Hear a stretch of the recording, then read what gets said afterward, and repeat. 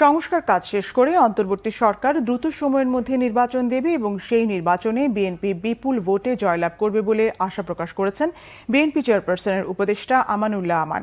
বিকেলে সাভারের তেঁতুল ঝড়ো ইউনিয়নের ইয়াজ উদ্দিন সরকারের মৃত্যুবার্ষিকী অনুষ্ঠানে তিনি এসব কথা বলেন।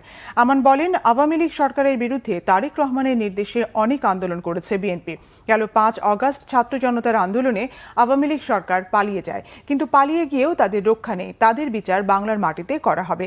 বিএনপিতে কোনো বিভক্তি নেই বলেও এ সময় জানান এই নেতা।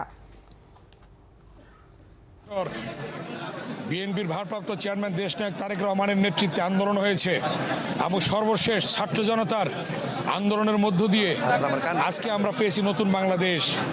যারা আত্মহতি দিয়েছে হাজার হাজার ছাত্র জনতা, তাদের আত্মার মাগফিরাত কামনা করি এবং যে অন্তর্বর্তীকালীন সরকার হয়েছে এই সরকার দ্রুত সংস্কার কাজ শেষ করে দ্রুত একটি নির্বাচনের ব্যবস্থা করবে।